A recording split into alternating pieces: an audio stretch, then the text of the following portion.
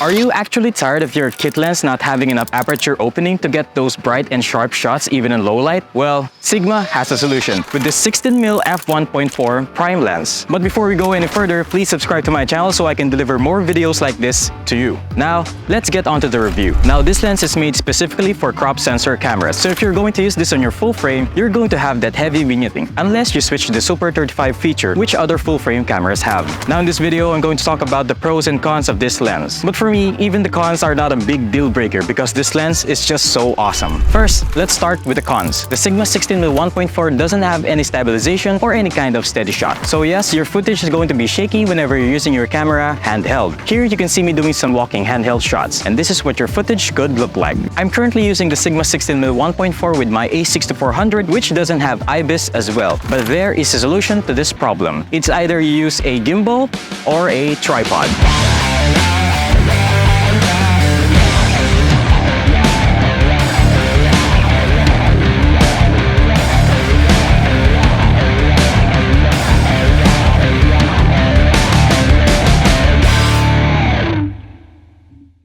But if you have a crop sensor body with built-in stabilization like the Sony ZV series, which can also record gyro data, and then you can process those clips to Sony's free software called Catalyst Browse. The second con is the chromatic aberration. A chromatic aberration is simply the separation of colors. You can see these purple or green, sometimes red and blue on the edges of the subject, especially if taken in a bright or hazy sort of situation. These can be easy to fix with one click inside Adobe Lightroom. Again, for me personally, it's not a big deal since most of the time, if these are unnoticed and they don't technically ruin the shot. This may be an issue for others who do heavy cropping on the images, revealing more of the zoom details in which can make the chromatic aberration a lot more noticeable. So now that we've got the cons out of the way, let's move into the pros. The first one is obviously the aperture. This lens rocks a solid f1.4 aperture opening, which means it allows the camera sensor to receive more light, thus making it perfect for low light situations, especially if you like to take portraits or videos at night like this. The f1.4 aperture can deliver that smooth bokeh that we all want. The bokeh or background blur in general terms makes the subject pop out more, since it gives the separation that we like to call depth of field, so the viewers can focus on what we want them to see in the frame. Here's a comparison between the f3.5 aperture on the kit lens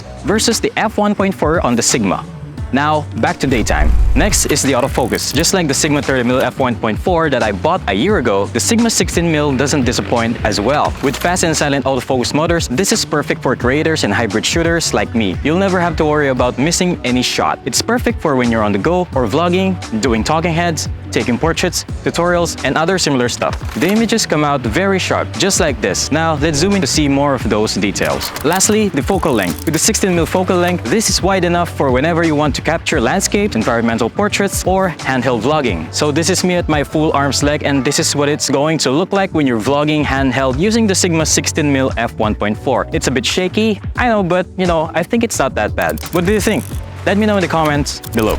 So if you're still wondering, is the Sigma 16mm 1.4 worth it? The short answer is yes. It's not a perfect lens, but it does the job that it's intended for. And for me, that's enough reason to invest. Especially if you're on a budget, this lens is a bang for your buck. Now, Sigma does not pay or sponsor me to make this video, but I hope someday they will. So these are all my personal opinions from my personal experiences. So if you enjoyed this video, please give it a thumbs up and comment your thoughts and questions about this lens. I'll see you in the next one. Bang!